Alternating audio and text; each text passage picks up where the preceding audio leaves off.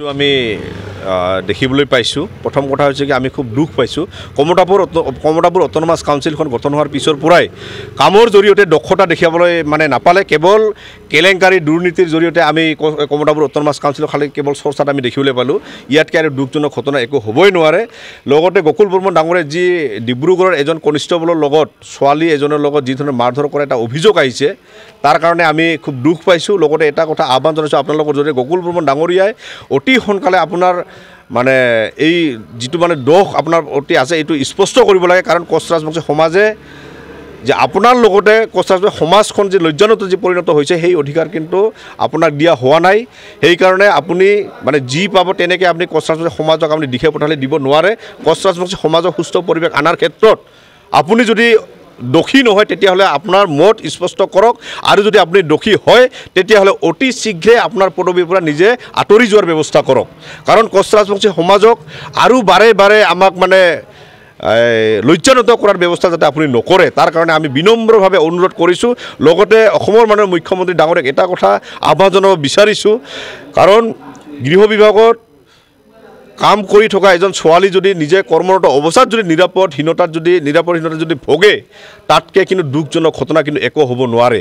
সেই কাৰণত তাক মাৰধৰ কৰা বুলি যিখিনি আমি গম পালোঁ আৰু ডক্টৰৰ পৰা যিখিনি মিডিয়াৰ জৰিয়তে যিখিনি আমি শুনিবলৈ পাইছোঁ, তেনে ক্ষেত্ৰত আৰক্ষী প্ৰশাসনৰ ফালৰ পৰা এতিয়ালৈকে কিয় গোচৰ ৰুজু কৰিব পৰা নাই?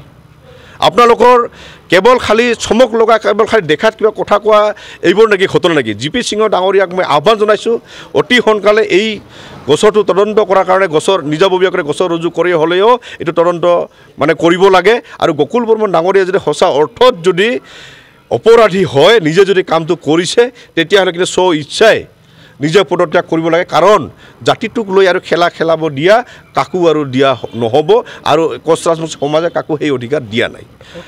আমি বিচাৰোঁ কমতাপুৰ অট'নমাছ কাউন্সিলত বিভিন্ন জাতি জনগোষ্ঠীৰ লোক যিহেতু বসবাস কৰে, প্ৰত্যেকজন ছোৱালী মা ভনী আমি নিৰাপত্তাত আমি থাকিব লাগিব।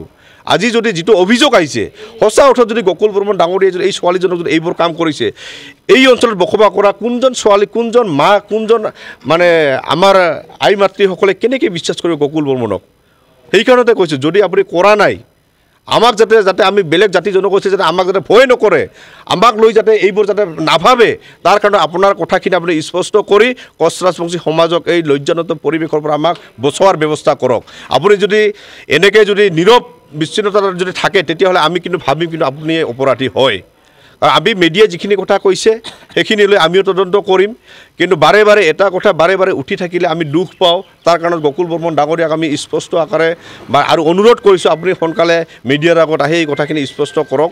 আৰু মুখ্যমন্ত্ৰী ডাঙৰীয়াক এই ঘটনাটো লৈ উচিত তদন্ত হ'ব লাগে, সেইটো কাৰণে আমি আহ্বান জনাইছোঁ কোচ ৰাজবংশী ছাত্ৰ সন্থাৰ তৰফৰ পৰা। আৰু কম সময়ৰ ভিতৰত মুখ্যমন্ত্ৰী ডাঙৰীয়াক আমাৰ এটা প্ৰতিনিধি দল গৈ এই কথাখিনি গোটেই অৱগত কৰা হ'ব।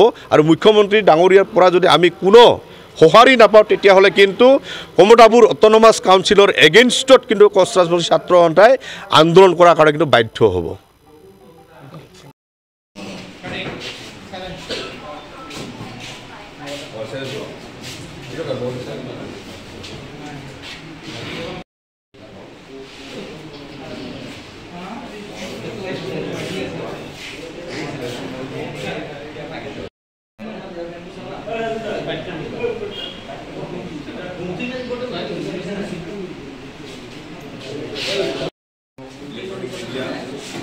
আৰু পেপাৰৰ যিটো কথা চলি আছে তাতে আমি সংবাদ দিব ওলাইছোঁ। আমাৰ আজি সংবাদত আছে আফ্ৰাচুৰাৰ সভাপতি দীপেন ৰায় ডাঙৰীয়া, আমাৰ চিলাৰা সেনাধ্যক্ষ ৰাজু বৰ্মন, উপস্থিত আছে আফ্ৰাচুৰ ছেক্ৰেটাৰী চন্দন ৰায়,